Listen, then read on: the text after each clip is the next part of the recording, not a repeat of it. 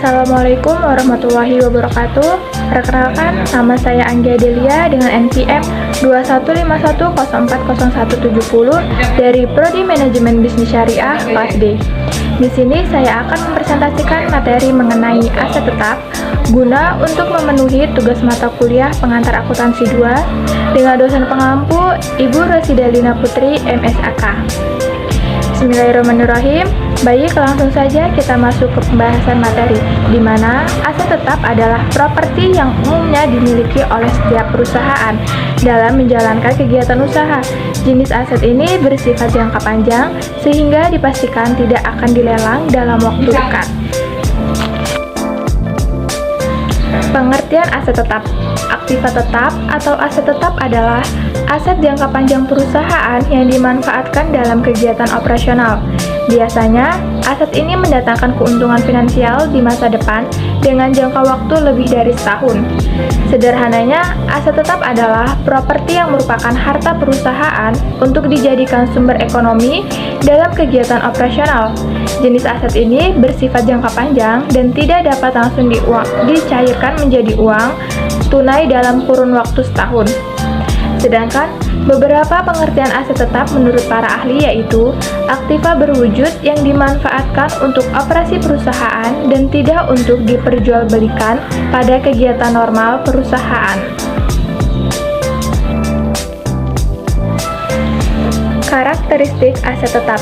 Yang pertama, aset yang memiliki masa manfaat lebih dari 1 tahun. Aktiva tetap adalah aktiva tidak lancar yang memiliki masa manfaat lebih dari 1 tahun dan muncul di neraca perusahaan sebagai properti, pabrik, dan peralatan. Yang kedua, aset yang dapat disusutkan. Kecuali tanah, aset jenis ini mengalami penyusutan untuk mencerminkan kekuasaan dan depresiasi saat penggunaan aset. Yang ketiga, aset yang digunakan dalam operasi bisnis dan memberikan keuntungan finansial jangka panjang, di mana aset jenis ini digunakan oleh perusahaan untuk menghasilkan barang dan jasa dan menghasilkan pendapatan. Mereka tidak dijual kepada pelanggan atau ditahan untuk tujuan investasi. Dan yang keempat yaitu aset ini tidak liquid, di mana aktiva tetap adalah aset tidak lancar di neraca perusahaan dan tidak dapat dengan mudah dikonversi menjadi uang kas. Contoh aset tetap yaitu tanah, mesin, bangunan dan fasilitasnya, kendaraan seperti mobil perusahaan, truk, forklift, dan lain-lain, lalu furniture, perangkat komputer, serta alat dan mesin. Namun, aktiva tetap tidaklah bersifat universal, di mana apa yang merupakan aktiva tetap untuk satu perusahaan tidak dapat dianggap sebagai aktiva tetap untuk perusahaan yang lainnya. Misalnya, perusahaan pengiriman akan mengklasifikasikan kendaraan yang dimilikinya sebagai aktiva tetap. Namun, perusahaan yang memproduksi kendaraan akan mengklasifikasikan kendaraan yang sama dengan persediaan. Karenanya, pertimbangan sifat bisnis perusahaan saat menentukan aktiva tetap pada setiap perusahaan itu berbeda. Oke, baik, selanjutnya relevansi aktiva tetap pada laporan keuangan. Aktiva tetap memiliki implikasi tertentu pada laporan keuangan perusahaan. Berikut adalah hubungan antara aset tetap dengan beberapa jenis laporan keuangan. Yang pertama yaitu neraca keuangan. Aktiva tetap adalah proses kapitalisasi. Ketika perusahaan membeli suatu aktiva tetap, mereka mencatat biaya sebagai aset pada neraca alih-alih membiayainya ke dalam laporan laba rugi. Karena sifat aktiva tetap yang digunakan dalam operasi perusahaan untuk menghasilkan pendapatan, aktiva tetap awalnya dikapitalisasi pada neraca dan kemudian secara bertahap disusutkan selama masa manfaatnya. Aktiva tetap ditampilkan sebagai properti, pabrik, dan peralatan atau aset tidak lancar di neraca perusahaan. Misalnya, perusahaan yang membeli printer seharga 1 juta akan mencatat aset di neraca sebesar 1 juta. Selama masa manfaatnya, printer secara bertahap akan mengurangi nilainya sendiri dari neraca. Yang kedua yaitu laporan laba rugi. Kecuali tanah, aktiva tetap menghadapi depresiasi. Hal ini untuk mencerminkan penyusutan dan pengurangan nilai dari penggunaan aset tersebut dalam operasi perusahaan. Depresiasi muncul pada laporan laba rugi dan mengurangi laba bersih perusahaan. Misalnya, perusahaan yang membeli printer seharga 1 juta dengan masa manfaat 10 tahun dan nilai residu akan mencatat penyusutan 100.000 pada laporan pendapatannya setiap tahun. Lalu yang ketiga yaitu laporan arus kas. Ketika perusahaan membeli atau menjual aktiva tetap dengan uang kas, itu tercermin di bagian aktivitas investasi dalam laporan arus kas. Pembelian aktiva tetap merupakan arus kas keluar dan dikategorikan sebagai pengeluaran modal, sedangkan penjualan aktiva tetap merupakan arus kas masuk dan dikategorikan sebagai hasil dari penjualan aset tetap.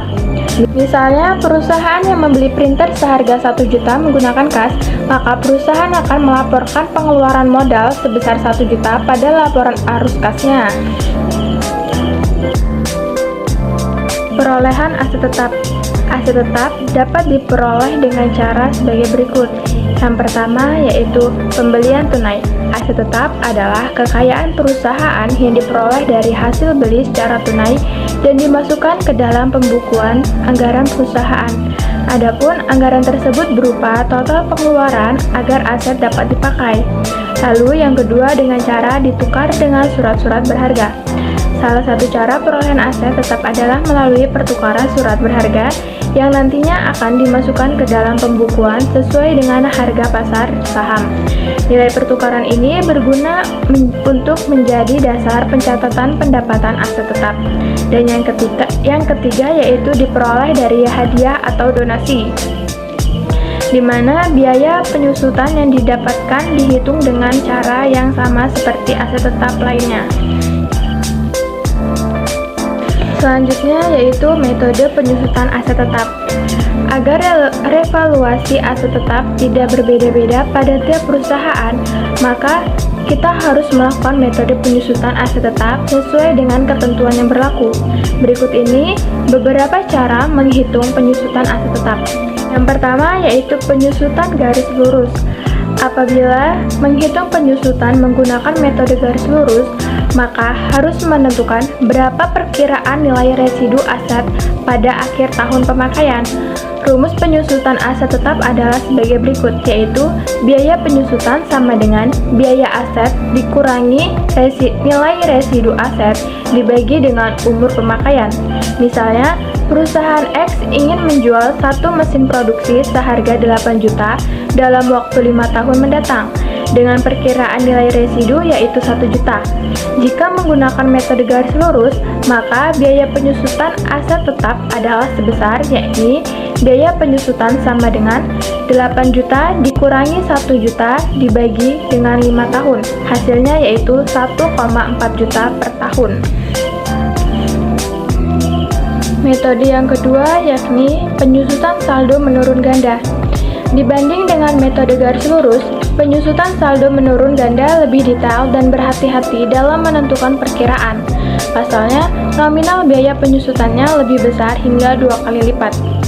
Rumus penyusutan saldo menurun ganda yaitu ialah biaya penyusutan sama dengan biaya aset dikali dengan persentase depresiasi ganda.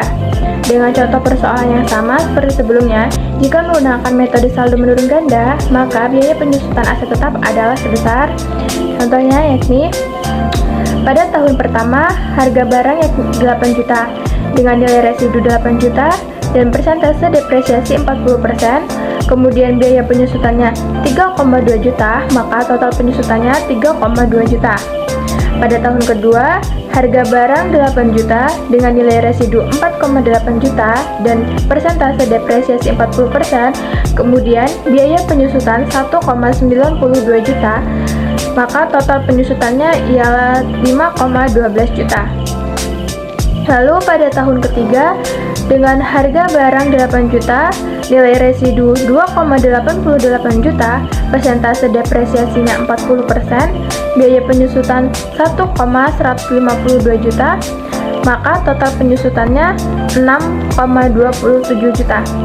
Kemudian pada tahun keempat, harga barang 8 juta dan nilai residu 1,728 juta, persentase depresiasi 40%, kemudian biaya penyusutannya 691.000, maka total penyusutan yakni 6,96 juta.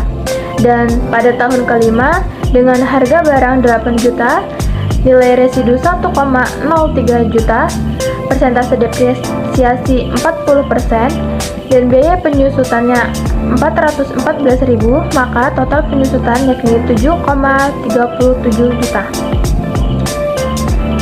Maka dapat dimasukkan rumus yakni total nilai residu sama dengan 8 juta dikurangi 7,37 juta, maka hasilnya adalah 622.000. Berdasarkan metode saldo menurun ganda, dalam waktu 5 tahun mendatang, mesin produksi pada perusahaan A dapat dijual dengan harga 622.000 saja. Lalu yang ketiga, metode penyusutan saldo menurun tunggal. Meskipun dilakukan dengan penuh hati-hati, metode saldo menurun ganda kerap tidak sesuai dengan ekspektasi. Maka dari itu, sebagai opsi kedua, kita dapat menerapkan metode penyusutan saldo menurun tunggal dengan rumus sebagai berikut. Biaya penyusutan sama dengan biaya aset dikali dengan depresiasi tunggal. Dengan ilustrasi contoh persoalan yang sama seperti sebelumnya, jika menggunakan metode saldo menurun tunggal, maka biaya penyusutan aset tetap adalah sebesar, misalnya tahun pertama harga barang 8 juta dengan nilai residu 8 juta, persentase depresiasi 20%, biaya penyusutannya 1,6 juta, maka total penyusutan ialah 3,2 juta. Kemudian pada tahun kedua, dengan harga barang 8 juta dan nilai residu 6,4 juta, persentase depresiasi 20%, lalu biaya penyusutannya 1,85 juta, maka total penyusutan senilai 3,45 juta. Kemudian pada tahun ketiga, dengan harga barang 8 juta, kemudian nilai residu 4,5 juta, persentase depresiasi 20%, biaya penyusutan 908.000, maka total penyusutan senilai 4,36 juta. Kemudian pada tahun keempat, dengan harga barang 8 juta, kemudian nilai residu 3,6 juta, persentase depresiasi 20%, biaya penyusutan 727.000, maka total penyusutan senilai 5,09 juta. Dan terakhir pada tahun kelima, dengan harga barang 8 juta, kemudian nilai residu 2,9 juta, persentase depresiasi 20%, biaya penyusutan 581,6 ribu, maka total penyusutan senilai 5,67 juta. Lalu dapat dihitung kembali dengan rumusnya, total nilai residu sama dengan 8 juta sebagai biaya aset dikali dengan persentase depresiasi tunggal pada tahun akhir, yaitu senilai 5,67 juta, maka dapat diketahui total nilai residunya yaitu 2,3 juta. Dengan begitu, nilai produksi pada perusahaan X dapat dijual dengan harga 2,3 juta karena telah melebihi perkiraan nilai residu sebesar 1 juta. Kemudian metode yang keempat yakni penyusutan jumlah angka tahun. Selanjutnya, cara perhitungan aset tetap adalah metode penyusutan jumlah angka tahun. Adapun metode ini dapat dihitung menggunakan rumus sebagai berikut, yakni biaya penyusutan sama dengan umur pemakaian dikalikan biaya aset dikurang nilai residu, kemudian dibagi dengan jumlah angka tahun. Dengan ilustrasi contoh persoalan yang sama seperti sebelumnya, jika menggunakan jumlah angka tahun, maka perolehan biaya penyusutan sebesar jika perusahaan X ingin perkiraan nilai residu saat dijual adalah 1 juta, maka jumlah biaya depresiasi harus berada pada angka 7 juta. Lalu kemudian yang kelima yakni metode penyusutan satuan hasil produksi. Kita dapat mengetahui perkiraan nilai depresiasi berdasarkan total barang yang diproduksi. Adapun rumus perhitungannya adalah sebagai berikut, yakni biaya penyusutan sama dengan jumlah produksi atau total produksi usia ekonomis dikali dengan biaya aset dikurang nilai residu. Misalnya, perusahaan X akan menjual satu mesin produksi seharga 8 juta berkapasitas produksi 100.000 kali dengan perkiraan nilai residu 1 juta. Jika menggunakan metode satuan hasil produksi, maka biaya penyusutan yang diperoleh yakni sebesar 7 juta. Oke, baik, itulah pengertian lengkap karakteristik contoh serta hubungan antara aset tetap atau aktiva tetap dalam laporan keuangan bisnis. Sebagai pemilik bisnis, kita harus bisa mengkalkulasikan dan mengorganisir seluruh aktiva tetap yang ada dalam usaha untuk memudahkan dalam mencari nilai dari perusahaan dan memastikan kesehatan bisnis secara menyeluruh. Sebagai contoh, seiring dengan berkembangnya bisnis, tentu kita akan bekerja sama dengan investor untuk melakukan penambahan modal. Dengan penghitungan aktiva yang terperinci, tentunya ini bisa memudahkan kita mencari investor karena data keuangan yang lengkap serta terperinci. Oke, sekian, baik, terima kasih. Sekian presentasi materi dari saya, kurang lebihnya saya mohon maaf.